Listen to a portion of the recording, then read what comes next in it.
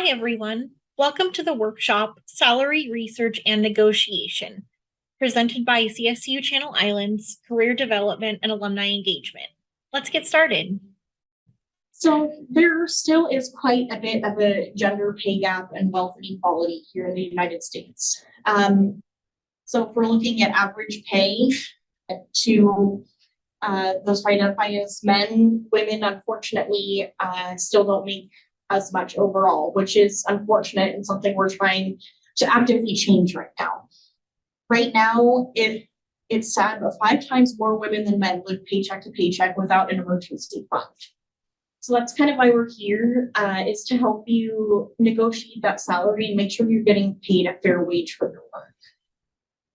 So the good news ahead, workers today actually expect a greater level of pay transparency. So there's actually a new law that came out in California where the salary range must be posted for jobs in California. So that will increase some transparency. Again, that's going to help overall, but still, according to the US Census Bureau, women still earn 82 cents for every dollar earned by a man. So the first thing to know about negotiating salary is it can be super uncomfortable. I personally do think it's very uncomfortable, but the good news is most employers expect you to negotiate your salary. So it is not inappropriate to ask for more money. It's just more the way that you do it, which we'll go over. Like I said, most employers expect a negotiation. They don't think you're being greedy or demanding as long as you're within the market value for your job, which we will talk about. It's very rare that a company will take back the job offer once they have offered it to you. So by asking for a little bit more money, you're showing confidence in your abilities to negotiate and be comfortable in that position. And like I said, with the fourth one, it is rare for an offer to be rescinded. So take comfort in that. And the really cool stat on the bottom here is that 84% of those who negotiated salary ended up getting higher salaries. And 1/5 of those people received 11 to 20% more. So it's always worth it to try to negotiate salary in a professional and employee way. So salary research, this is the first part of your negotiation. So before even talking about salary with an employer, you want to have some research ready. So you want to consider the following for the jobs you're applying to: job title, the career field that you're in, the location, the number of years of experience that you have, your educational attainment level, and any specialized skills that you bring to the table. So on the right-hand side are some tips for a successful salary negotiation. You want to have a range in mind. So you don't just want to have one number that you're stuck to. You want to have a bit of a range. Most of the time, employers have a range that they're looking to hire someone at too. If you give a range, you're likely to end up within the middle to high end of the range. Something else you need to know is the lowest salary number you can live with. So you don't need to tell the employer that, but that's something you need to keep in your mind. If there's a certain level that you need in order to, have the lifestyle you want or be able to pay rent and all these expenses, that's something you want to keep in mind to not take anything lower than that. Another part of salary research is incorporating the full benefits package into it. So are there benefits like health insurance, 401ks, bonuses, telework? You want to consider those as part of the overall package. So in continuing the salary research, there's a few places you can go to start your research on salary negotiation. So some of these are Glassdoor, salary.com, payscale.com, Indeed.com, and Own It Online. So on the right-hand side is just a sample that was taken. We just put in help desk technician for California, and this is the number that came up. If you go on different websites, you might find different things, but kind of think about the range of those, as well as let's say they're only requiring an associate's degree, but you have a bachelor's degree, you can probably ask for more. Or if you have a certain number of years of experience, that's something you also want to consider when coming into the position. And so now that you've done your salary research, you're going to get ready to negotiate. So kind of like we talked about with the research part, you want to decide on a specific number towards the top of your range. Your employer will likely negotiate that down. So you want to make sure, you know, you're getting the higher end of your range without it being completely like unattainable or something you know that they wouldn't do. Prepare a brag sheet. So kind of like we talk about in resume writing, you know, this is your chance to show what you can do. So prepare kind of that sheet of what you can bring to the table and kind of use that to help yourself in both the interview and salary negotiation process. Practicing can make this process a lot easier. So you can practice with a family member, friend, one of us from career services, and we can walk you through like, you know, how to negotiate your salary and kind of work through that together. This last point kind of goes back to preparing that brag sheet. So before talking about numbers, talk about what you've done and more importantly, what you can do, as well as how your skills match the qualifications for that position. So there's different ways that salary negotiation might come up. So an employer might pop a salary question in an application, such as how much do you expect to get paid? How much were you paid in the past? To respond to these, again, like we talked about, research the salary range and come up with something in there. Another way of responding to that on an application is saying flexible based on duties or prefer to discuss in the interview and or after learning more about the job position. So kind of a rule of thumb, you want to let the employer bring up salary first. Okay, so let's say you've done the application and you get to the interview and salary negotiations come up. In general, I would say they don't come up in the first interview, but you know, anything can happen now, especially with fast hiring processes. So you do want to have that research behind you and have those things in your head.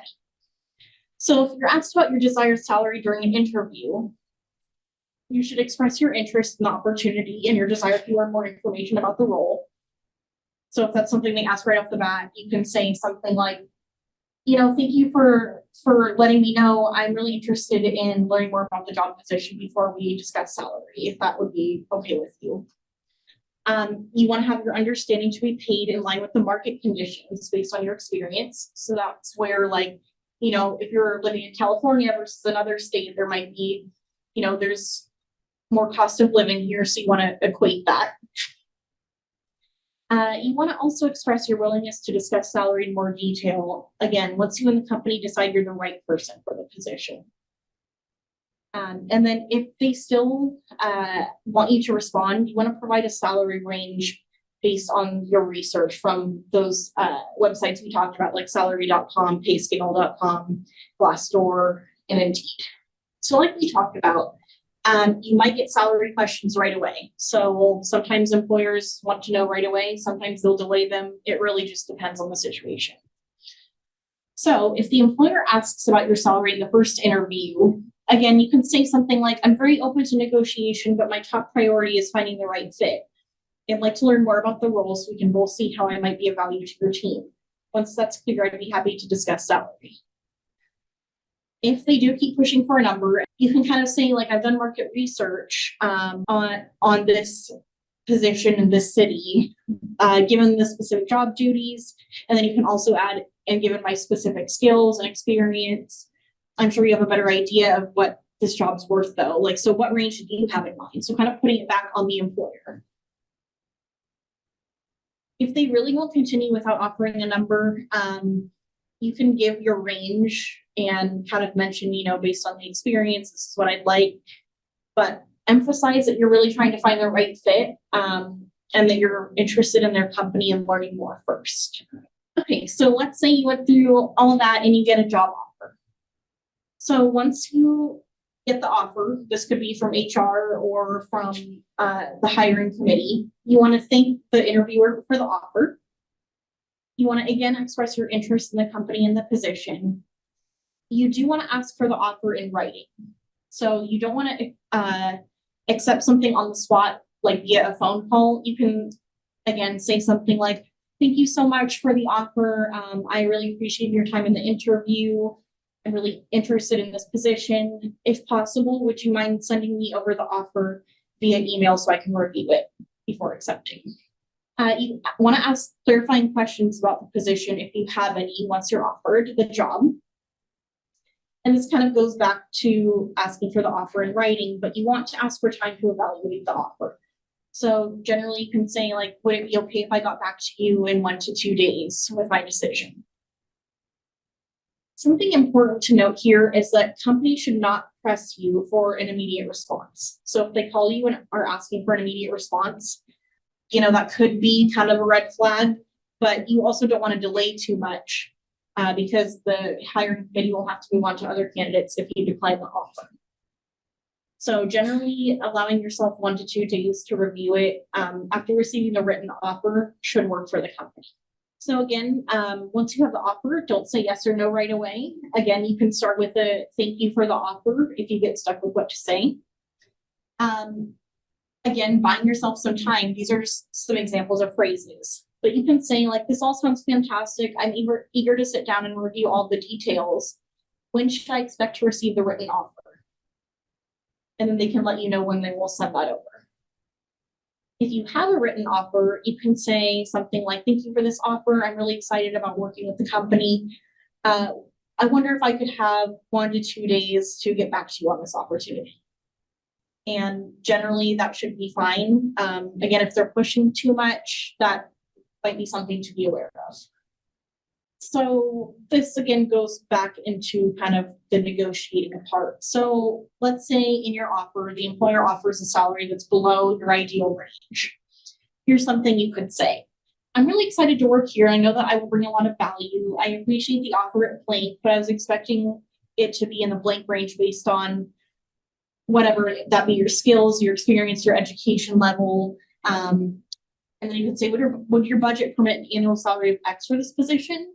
If they respond, well, that's what we've kind of come up with and we think it's fair compensation. You can again go back to your skills and you want to reiterate your enthusiasm for working with the team. There are other things you can look at besides the annual salary, which we'll talk about. So just some reminders, you don't want to mention your personal needs in a negotiation. So you don't want to say something like, well, I'm saving up for a new car, so I'd really like, to have this amount of money to save. You want to base it on your past performance and achievements. So that's what you want to emphasize to the employer.